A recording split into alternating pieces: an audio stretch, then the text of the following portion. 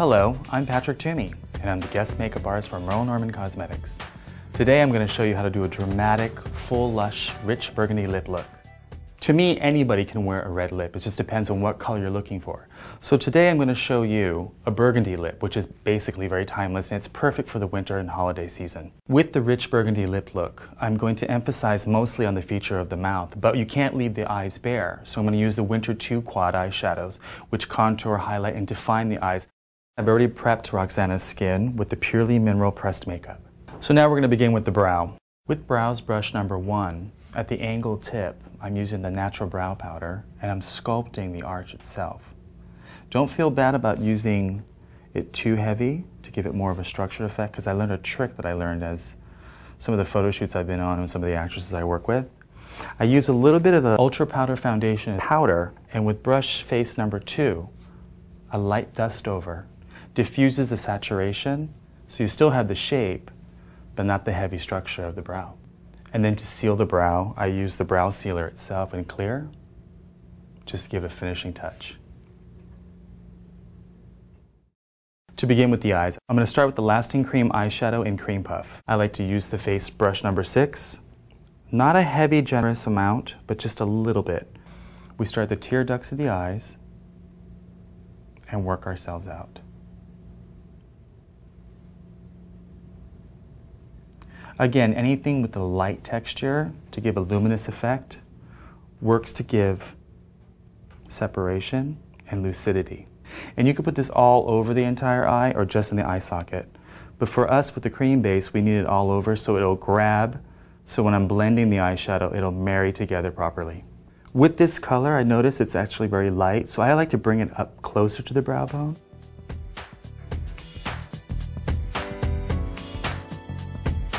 Okay, we're going to begin with the eyeshadow Quad Winter Eyes number 2. As you can see, we have 4 primary colors, and we're going to start off with Pennies from Heaven. I'm using brush Eyes number 2, and I'm going to show you a technique that's very popular right now. It's called a washover. Close your eye, please, and lift up. Light dabs over the entire eye, up to even to the brow bone. Then back and forth. Gradually from the brow lash line, up and down. And this kind of gives it more of a nice glow, because this is much more of a warmer color. Wash it over, back and forth. And don't be afraid to go too far. I mean, it's just to give a highlight and a warmth. Now with the same color, Pennies from Heaven, I use Eyes brush number 6. Now I'm just going to go ahead and bring down the warmth of the eyeshadow to the tear ducts. Look up, please. In a V formation. Because of the full saturation of the color, it looks pretty unbalanced, but when you bring it down, it brings more warmth back into the eye. Now the next step, I'm going to use Eyes number 4 brush, and I'm going to use the highlighter color. It's called Pink Wisp, and just light dabs on the brow bone is all you need to do, because you're going to overlap over Pennies from Heaven. I'm trying to give an effect where it's more warmer in the warm tone. Remember, the feature of the image is actually the lips. So I'm just giving you more of a subtle base color of wash of colors over the brow bone. Now I'm going to contour her eyes with the Espresso matte color using brush number 4. Go close to the lash line with upward strokes, making a slight graduation to the top. And then turn the angle of the brush itself and go down in a V format. Then, with brush number 3, blend it all together. To make this image work, you must blend as much as possible, and I love this brush, Eyes number 3. The blending actually works, so it marries the colors all together. A beauty tip that I've learned as years have gone by when I'm working on a photo shoot and there's so much pressure and time and, etc., etc. I usually like to use a little bit of a translucent loose powder directly under the eyes, look up please, and just leave the deposit of the powder directly under. So as you're applying the shadow, the fallout will fall into the loose powder. And then with light strokes, when you're removing the excess powder, it not only cleans under the eye, but also freshens under the eye.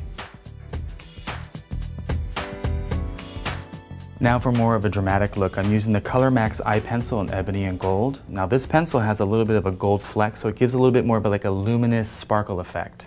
Perfect for the evening look. So what we're going to do is we're going to start a nice saturated line above the upper lid. Close your eye, please. The creamy foundation, it makes it much more easier to glide on. Now what I like to do is like to connect right over here and blend this right through.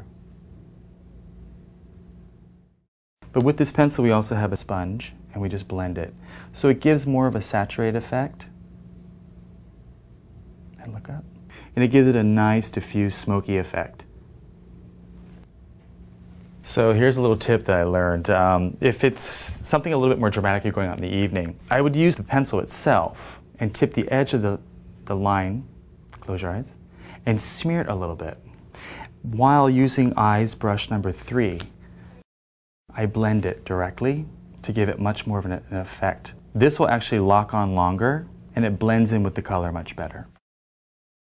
So I have a beauty tip that I've learned with the cotton swab that I do. I put a little moisturizer on it, and it's the best makeup artist secret that I use is every once in a while fallout goes, and even with debris. But if you go along the outer line, you can sharpen the entire look by just running the moisturizer directly under. It's kind of like a stencil effect that you give, and it takes just a few minutes to clean up. And then with a concealer or a powder, you blend it through, and it gives you a much more refined finished look. And now to finish the look with mascara, I use the Ultra Thick Mascara in black. A generous amount on the top coat. For this look, we put a lot on the top and not as much on the bottom. The more you put on, it doesn't clump, but it just gets thicker and longer. And with the tip of the lash, again, just back and forth.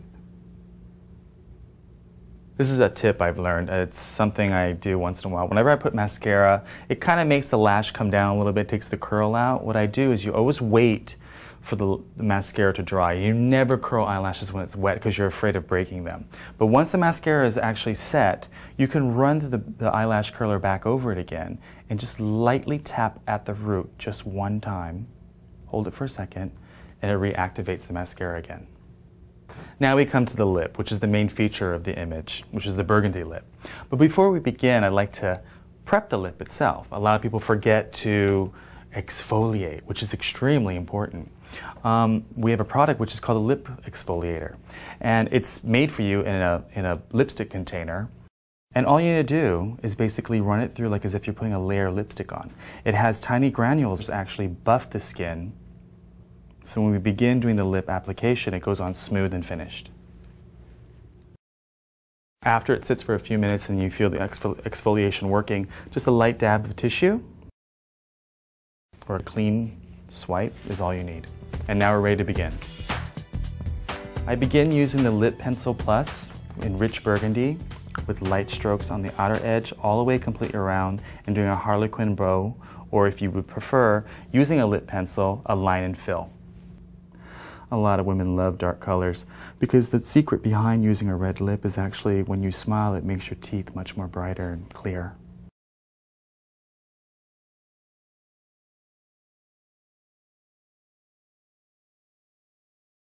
Now on the other side, you just flip over. With the lip pencil, I'm lining and filling. Sometimes with some people, when you do a lip line, the lower lip is a little smaller, or the bottom lip is a little fuller. Don't be afraid with the pencil itself, it's a good corrector. For example, our lips are a little fuller here. Go ahead and go on the edge of the line itself and just exaggerate just a slight bit. It gives it a much more fuller effect. And just a little curve on the bottom right there. And when you're in a rush or you're, making a little mistake, all you need to do is get a corrector brush. I use face brush number 6 with a little bit of concealer or powder, and I actually go along the edge of the lip itself. This is a maximum way of sealing the lip liner. If you feel that you need to use a lip liner and run it over, you can, but it's just a finishing sealer.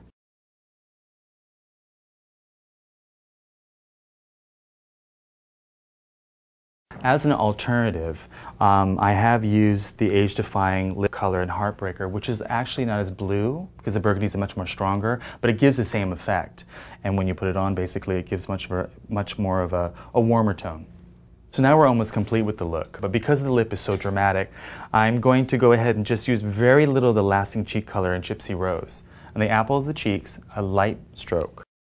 It has gold flecks in it to give like a diffused effect, which gives like a harmonious look, marrying the entire color together.